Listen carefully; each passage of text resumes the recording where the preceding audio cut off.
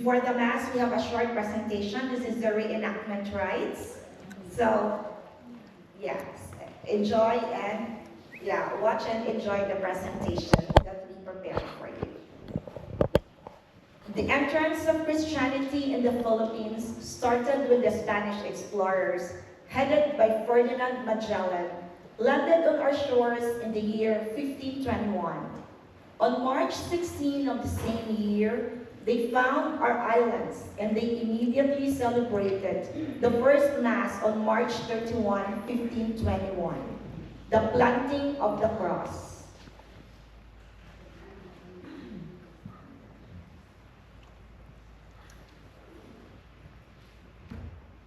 The Spaniards arrived in Cebu, formerly known as Subu, the following week on April 7, 1521.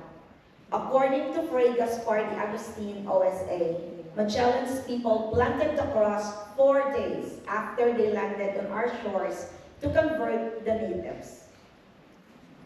This strong symbol of the Cebuano people who adopted the newfound faith is carried on and proven on Magellan's cross.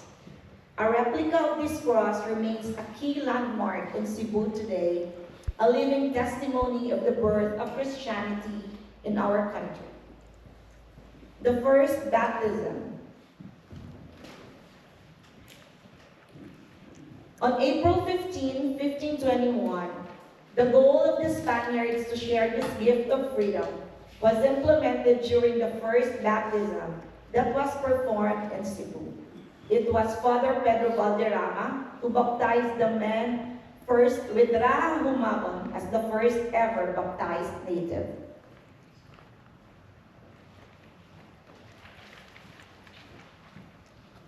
In the afternoon of the same day, Reina Humamay was also baptized along with 40 other natives. Raha Humabon was named Carlos after the King of Spain, and Reina Humamay was named Juana after the name of the king's mother, Juana.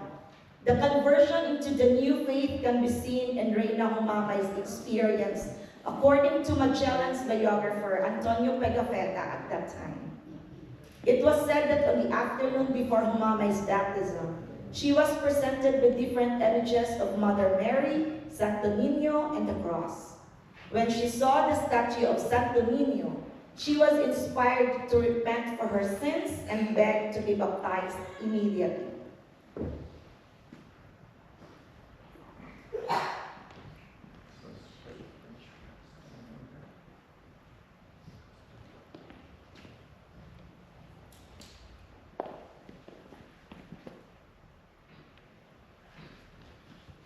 After being baptized, she asked for the statue of Santo Niño as a gift for her baptism. According to Pigafetta, Magellan agreed and gave the statue after she promised that the image will replace all her false gods.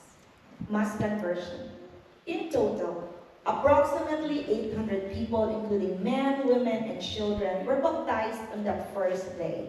Within 8 days, many more throughout Cebu and neighboring islands converted to the new faith.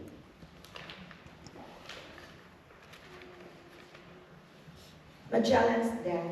The goodwill surrounding the conversion was short-lived. Magellan's involvement in a local political dispute led to a battle on the nearby island of Mactan, where he was killed by chieftain Lapu-Lapu on April 27, 1521.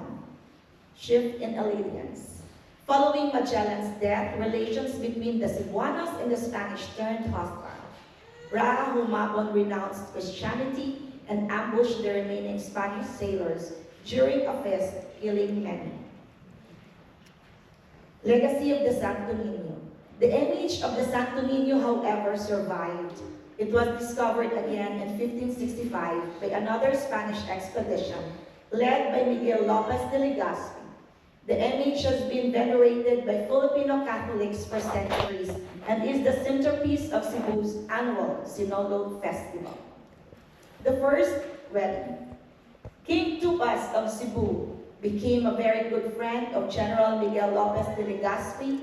He had a beautiful and friendly niece, Hantulawan. She had the great opportunity to learn the teachings of Christianity under the mentorship of Friar Diego de Herrera. who was one of the 5 Augustinian friars that arrived on our shores.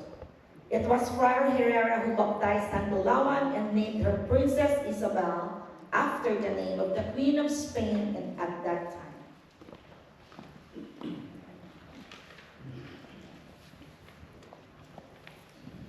Princess Isabel was also the first native in the whole archipelago who was married in the Catholic faith, and this happened only after the statue of Santo Niño was found again by General Legazpi and his companions.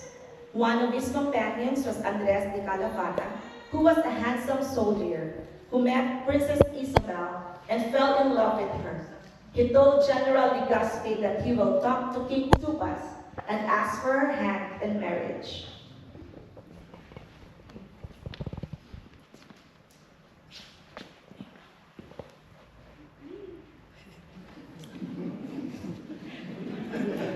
At an appointed time, Andres and Princess Isabel got married in front of the natives and Spanish soldiers with General Legazpi standing as their sponsor.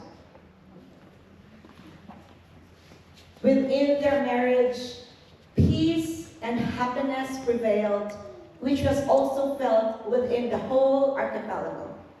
Fighting stopped, friendship and brotherhood ruled over the land.